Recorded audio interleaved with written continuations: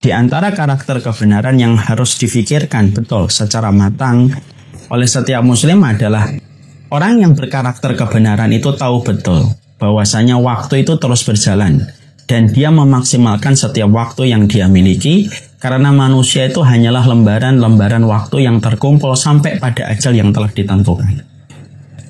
Orang-orang materialisme sering mengatakan time is money. Uang itu, waktu adalah uang. Tapi bagi orang yang beribadah kepada Allah Subhanahu wa Ta'ala, sesungguhnya waktu itu bukan uang, tetapi waktu adalah pedang. Yang apabila kita menggunakannya di dalam kebaikan, maka akan banyak hal-hal manis yang kita petik pada kehidupan kita di masa hari ini dan di masa mendatang. Dan ketika kita tidak menggunakan di dalam kebaikan, maka yang kita dapatkan adalah sesuatu yang pahit dan masam pada kehidupan kita di masa mendatang. Dan itu adalah waktu. Jadi kemudian orang yang berkarakter hebat itu serakah kepada waktu dan pelit kepada waktu. Dia memiliki dua karakter dasar ini di dalam setiap waktu yang dia miliki. Sehingga ketika dia serakah, dia senantiasa tidak pernah cukup dengan waktu yang dia miliki. Tetapi dia juga pelit terhadap waktunya. Bahwasanya waktu itu betul-betul dia berikan pada sesuatu yang jelas. Ada sebuah manifestasi kebaikan yang dia dapatkan, ada sebuah kemuliaan yang dia peroleh ketika dia memberikan waktu itu kepada satu kegiatan. Jadi kemudian akhirnya itulah yang akan membentuk bagaimana seseorang itu memiliki karakter di dalam kebenaran ketika dia paham bagaimana dia memiliki serakah di dalam waktu dan pelit terhadap waktu. Mari kita jumpai teladan-teladan terhebat di dalam kehidupan agama kita. Bagaimana para ulama terdahulu itu mereka sangat serakah terhadap waktu dan pelit terhadap waktu.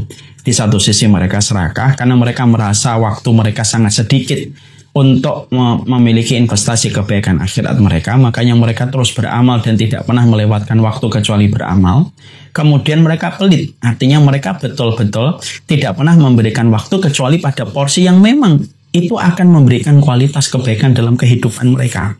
Makanya kemudian tidak jarang kita mendapati kalau dulu para sahabat Nabi, kalau para ulama, kalau orang-orang terdahulu, kalau mereka diajak pada sesuatu yang tidak ada manfaatnya, mereka berkata, "Auqid syamsya," kamu tahan matahari. Kenapa mereka mengatakan itu kepada orang yang mengajak mereka pada sesuatu yang tidak bermanfaat? Mereka berkata, kalau kamu bisa menghentikan laju matahari, barulah saya akan melakukan apa yang kamu inginkan. Tapi kalau kamu tidak bisa menghentikan laju matahari, ya tolong jangan diajak saya pada sesuatu yang tidak ada manfaatnya pada urusan kebaikan dunia dan akhiratnya.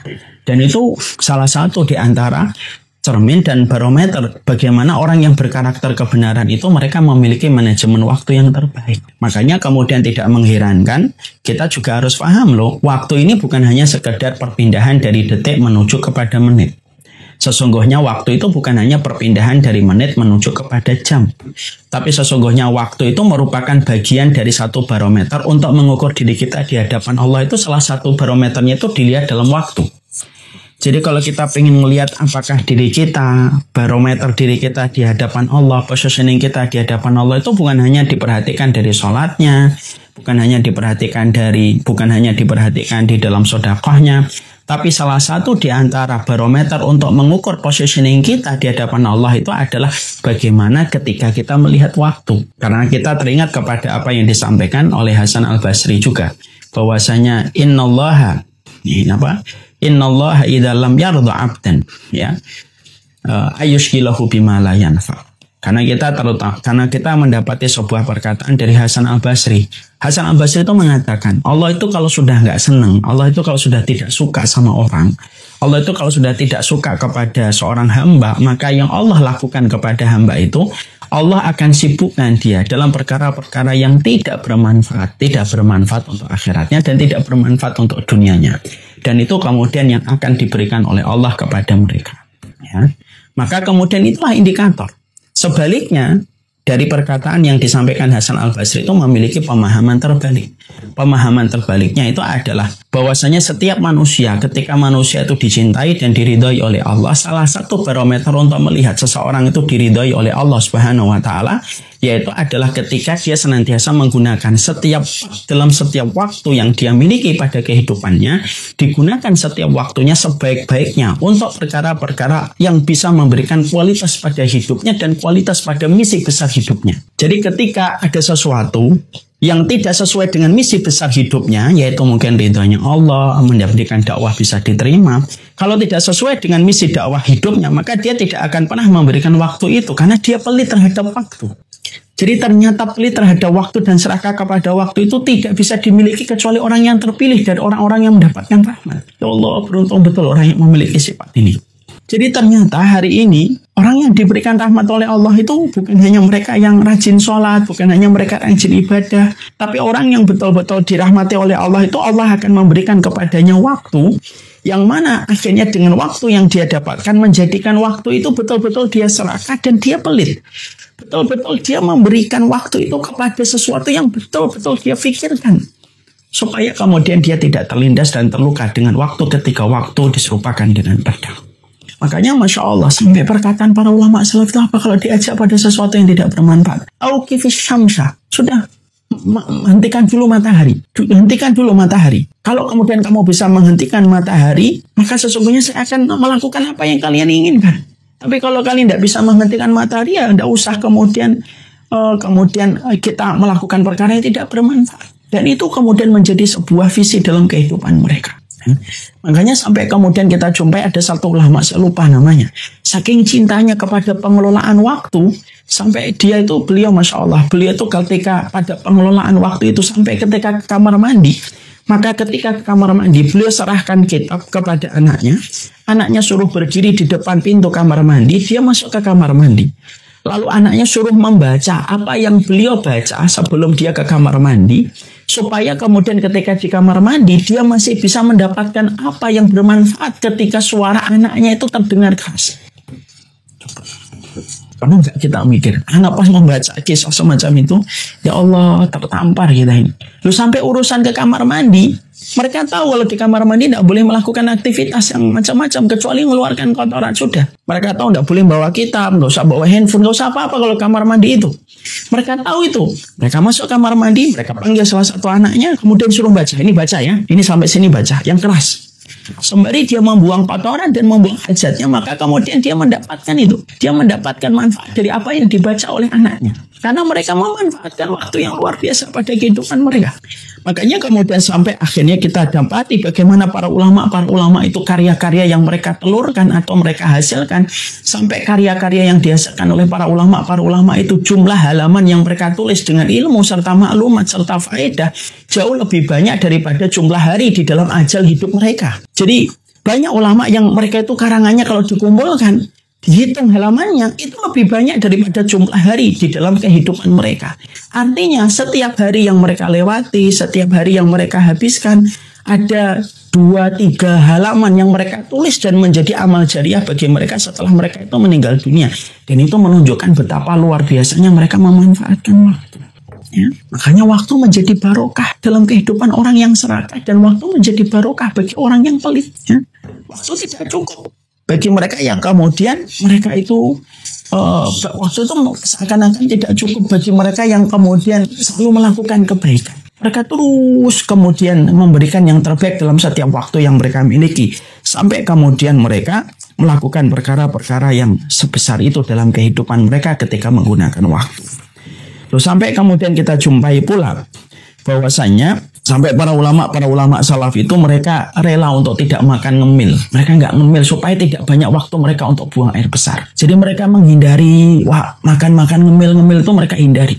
Kalau ditanya kenapa sih nggak mau makan ngemil ini? Iya, kalau saya banyak ngemil nanti kemudian saya akan banyak ke belakang. Dan mereka tulis setiap waktunya gitu. Dan kemudian mereka akhirnya memanfaatkan itulah yang kemudian mereka lakukan supaya memaksimalkan waktu yang mereka miliki. Kita jaga betul kualitas waktu-waktu yang kita dapatkan dalam kehidupan dan kita tidak rela waktu itu kemudian menjadikan diri kita hancur berantakan dan jatuh dalam kebinasaan ketika waktu itu kemudian akhirnya berlalu tanpa sesuatu yang bermanfaat. Maka itulah yang akan menjadikan karakter kita terbangun. Kita akan berwibawa dalam kualitas kehidupan kita.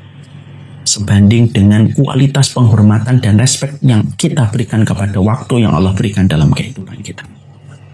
Dan kita tahu ya, penduduk neraka itu salah satu yang mereka sesali itu apa? Waktu. Waktunya cuma sebentar. Lam yalbasu ila sa'atan min naharin balagh. Penduduk-penduduk neraka itu mereka saling kemudian mereka itu ketika di dalam neraka itu berkata, dulunya kami itu di dalam kehidupan dunia itu cuma sepenggal waktu pagi di waktu siang, sepenggal waktu pagi menuju kepada siang. Begitu cepatnya waktu yang kami lewati gitu. Sampai kemudian akhirnya waktu-waktu itulah yang kemudian mereka sesali ketika akhirnya dipakai pada sesuatu yang semakin mengobarkan api neraka untuk mengantar mereka dalam kehidupan di akhirat. Naudzubillah min dzalik.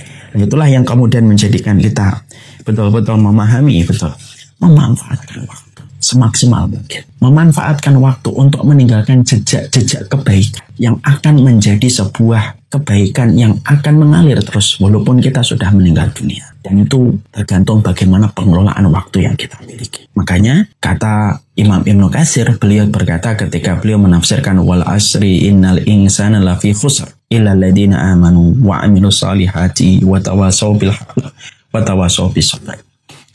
Beliau mengomentari orang yang binasa dan berada pada kerugian karena rugi itu dekat dengan kebinasaan.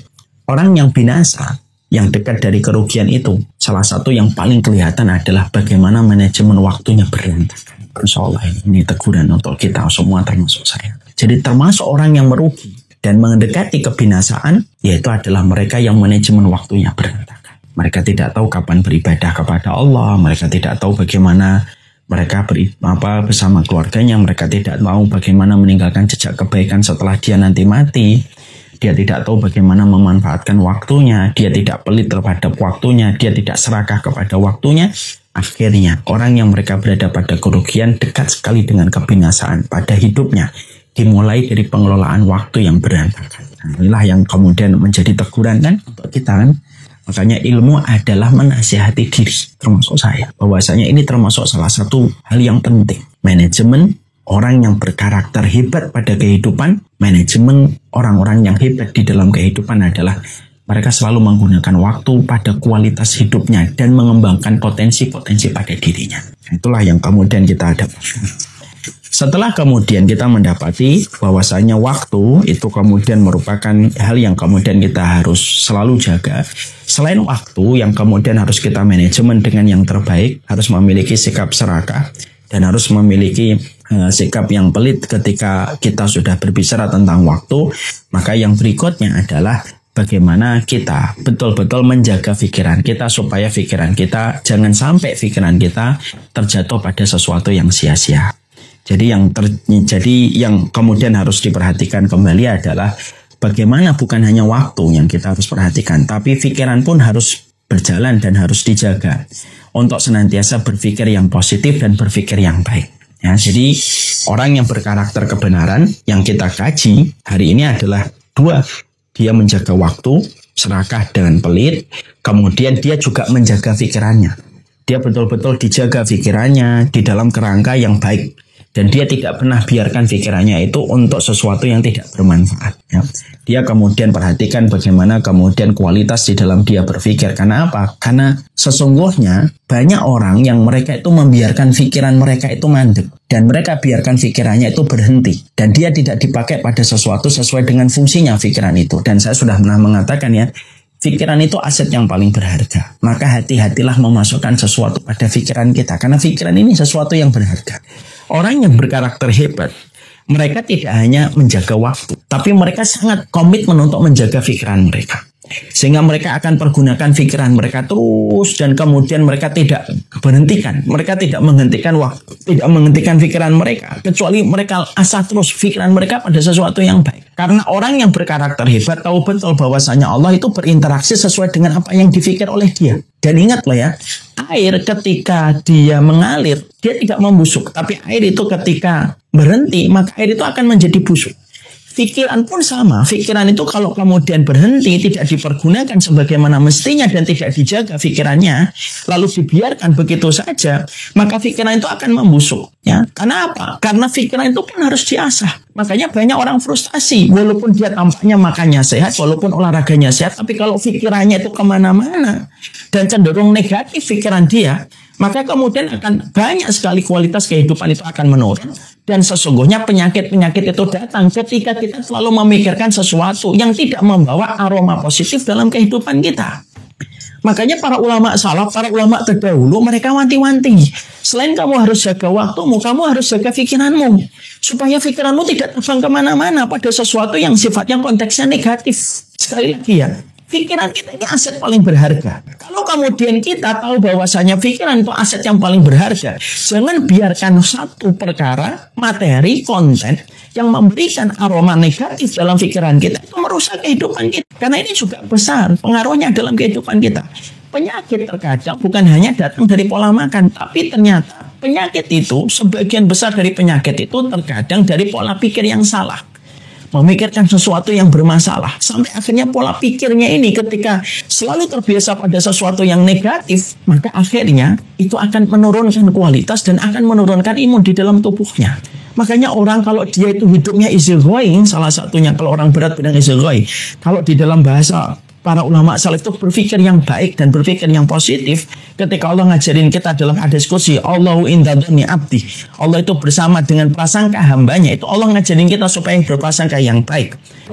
Kalau kemudian orang itu easy going dan berpikirnya yang baik, dan dia tidak mempersilahkan apa yang masuk dalam pikiran dia kecuali yang betul-betul baik untuk dirinya dan membawa aroma yang positif untuk dirinya, maka sesungguhnya kualitas hidupnya akan bertambah, imunnya pun akan bertambah. Karena terkadang kesehatan itu bukan hanya ditopang dari pola makan, tapi juga pola pikir yang sehat.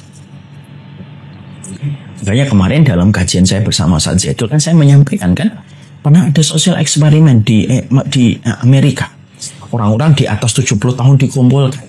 Lalu ditanya, apa sih rahasia hidupnya? Kok sampai umurnya bisa sepanjang itu? Mereka berkata, saya selalu senyum, saya selalu berpikir positif, saya selalu tidak memikirkan hal-hal yang tidak penting.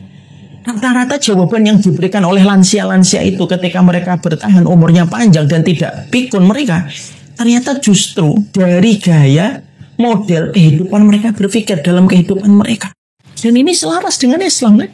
Makanya sampai Imam Ibnu Qayyim itu berkata, orang yang besar itu hanya berpikir sesuatu yang positif.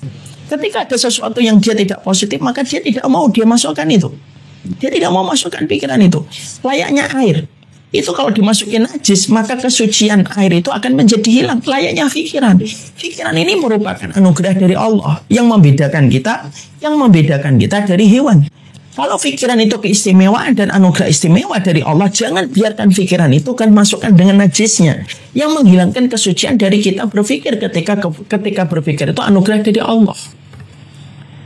Jadi betul-betul akhirnya kita mendapati bahwasanya salah satu perkara yang betul-betul harus dilakukan oleh orang yang berkarakter hebat, selain dia menjaga waktu, dia harus betul-betul menjaga pikirannya.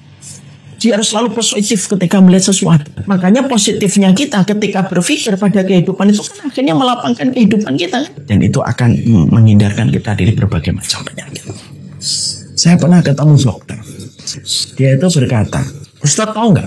Seluruh penyakit rata-rata kaitannya itu dengan berpikir. Makanya metode obat yang diberikan dokter ketika menterapi kesembuhan bagi pasiennya itu apa? Selalu para dokter sebelum menjelaskan racikan obat, dokter itu mengatakan, jangan banyak mikir ya. Jangan terlalu mikir yang aneh-aneh, yang macam-macam. Itu selalu pertama kali yang disampaikan dokter. Setelah dokter memberikan itu baru mengatakan istirahat, lalu minum yang cukup, makan yang cukup, baru menjelaskan racikan obatnya. Tapi selalu yang pertama dokter itu menyampaikan apa? Jangan mikir. Semua penyakit hari ini ada kaitannya dengan masalah berpikir. Karena ternyata saya mengetahui dari dokter ya, bahwasanya orang kalau sudah berpikir, maka syarafnya itu merespon apa yang dipikir. Kata dokter Zaidul juga mengatakan semacam itu. Nanti syarafnya itu akan kemudian merespon apa yang dipikir. Akhirnya syaraf itu ketika merespon apa yang dipikir, kalau yang dipikir itu positif, ya tentunya syarafnya akan mengalirkan sesuatu yang positif ke seluruh tubuhnya. Tapi kalau kemudian yang dipikir itu sesuatu yang negatif, maka syaraf itu akan mengirimkan sinyal-sinyal negatif kepada seluruh tubuhnya. Nah itulah kembalinya kepada para ulama. Makanya para ulama itu berpikirnya positif terus dalam kehidupan mereka. Apapun itu mereka selalu bawa kepada makna yang positif. Apapun ujian yang mereka lalui itu selalu mereka bawa kepada makna yang positif. Karena agama kita itu kan membangun suasana berpikir yang positif kan. Ada nggak perintah agama yang membawa kepada aroma atau kepada aura kita untuk berpikir negatif. Tidak ada. Agama kita sampai kepada para pendosa saja. Agama kita berinteraksi dengan para pendosa itu apa? Jangan berputus asa dari rahmatnya Allah. Sesuatu yang positif. Hadis membangun suasana yang positif bagi para pendosa. Bagaimana menceritakan ada pembunuh 100 nyawa diterima taubatnya oleh Allah. Bagaimana ada seseorang bahagia wanita pelacur tetapi kemudian diampuni oleh Allah ketika memberikan minuman kepada seekor anjing. Yang dibangun sesuatu yang selalu positif terus.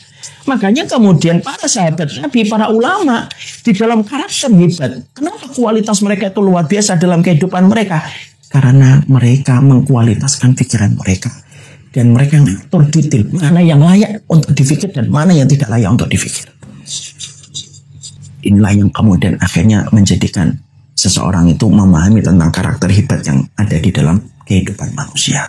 Makanya Masya Allah sampai akhirnya kita menjumpai ya di dalam beberapa kitab itu setidaknya berpikir yang baik itu dalam 3 hal. Ya. Mas Iwan, 1, berpikir positif terhadap apa yang Allah takdirkan pada kehidupan kita. Ya, jadi yang pertama berpikir yang hebat atau berpikir yang positif itu siapa? Yang pertama yaitu kepada Allah. Ini kita harus berpikir apapun yang diberikan oleh Allah itulah yang terbaik.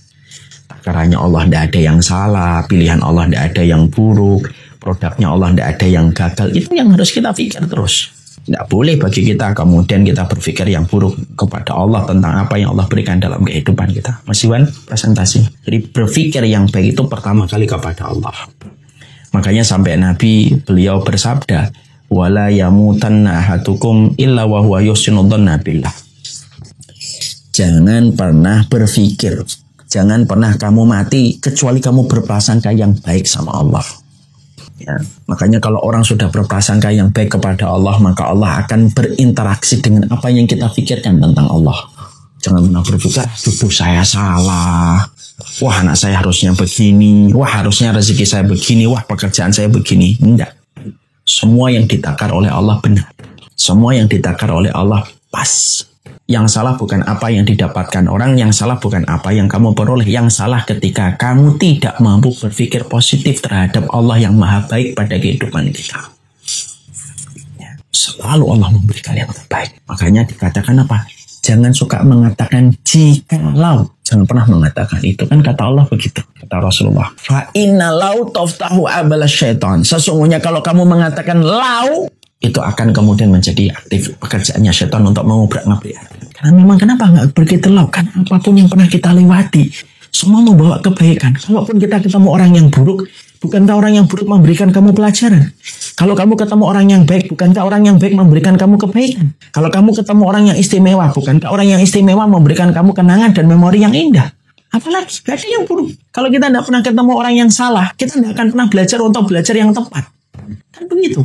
Kadang-kadang kita ketemu sama orang salah supaya kita bisa mendapatkan orang yang tepat. Semacam itu. Kalau kita mendapati sesuatu yang tidak sesuai dengan keinginan, terkadang Allah ingin melatih kita supaya bersabar. Ketika sudah bersabar, layak mendapatkan sesuatu yang terbaik.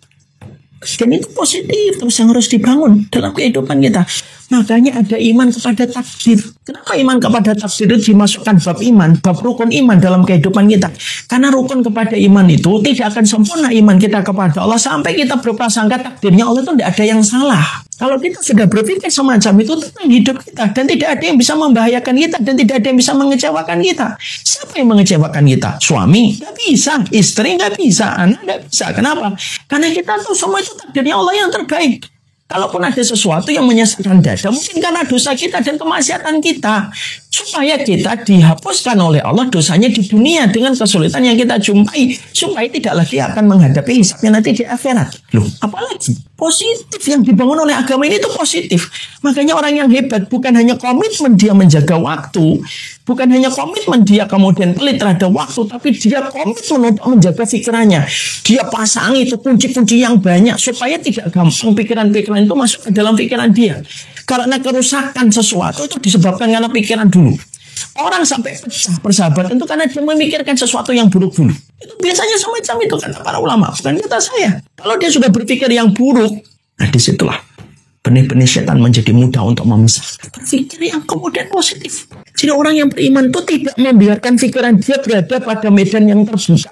Yang setiap orang itu bisa memasuki alam berpikir dia. Dan bisa mengatur kehidupan dia untuk berpikir. Nggak bisa. Ini mahal. Ini mahal nih. Apa yang kita pikir ini mahal? Ini aset ini.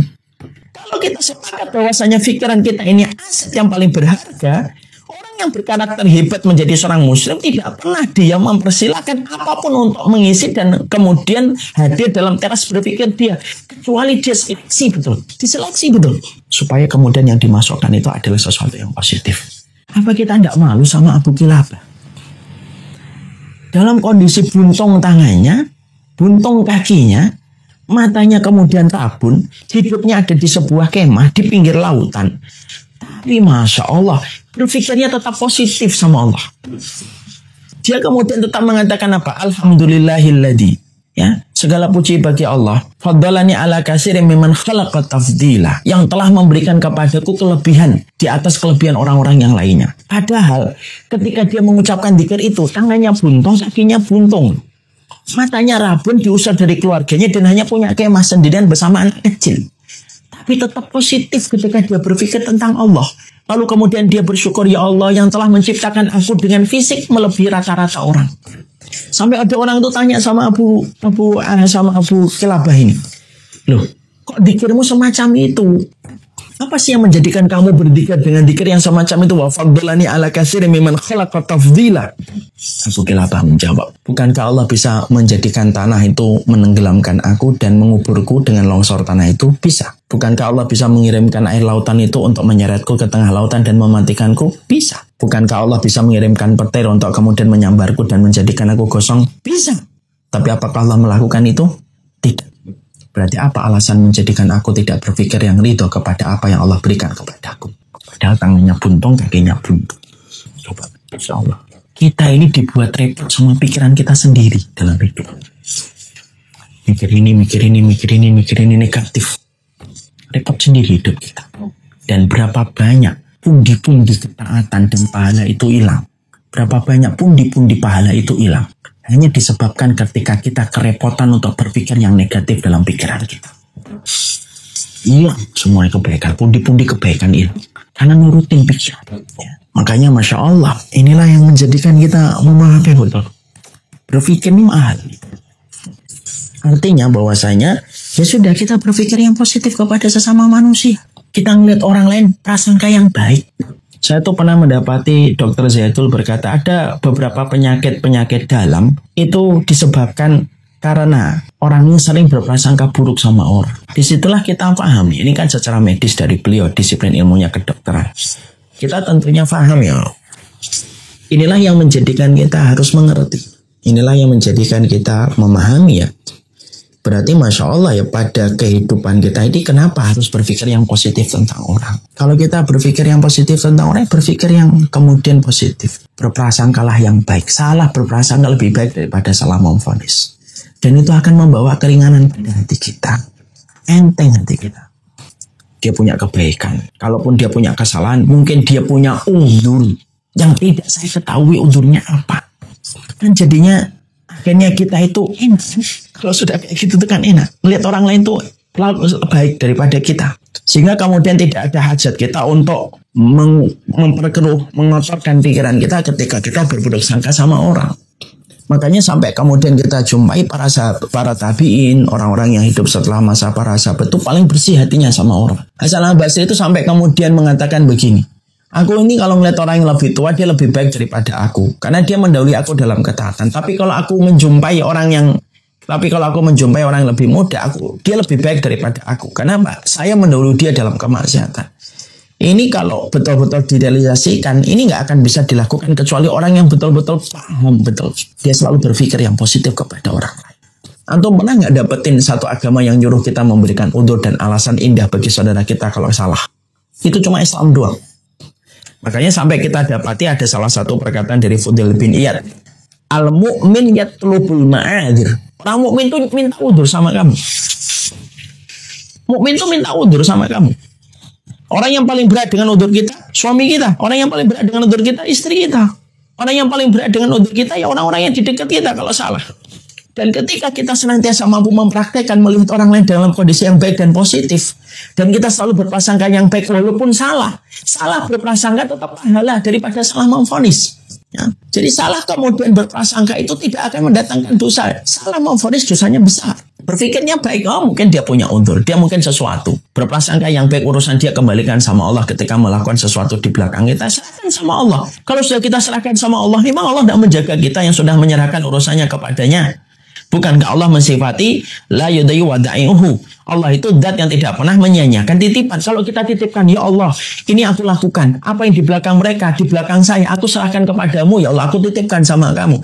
Emang Allah akan menyanyiakan titipan kita? Enggak. Berprasangka yang baik sama setiap orang yang ada di sekitar kita. Berprasangka yang baik. Ya? Ini berprasangka yang baik dalam setiap keseharian kita ini. Sama orang. Jadi akhirnya pikiran kita jadi ringan. Easy going jadinya. Sudah. Oh ternyata dia begini-begini. Oh mungkin dia punya kebaikan yang tidak saya ketahui. Itu kan simpel tapi susah dipraktekkan.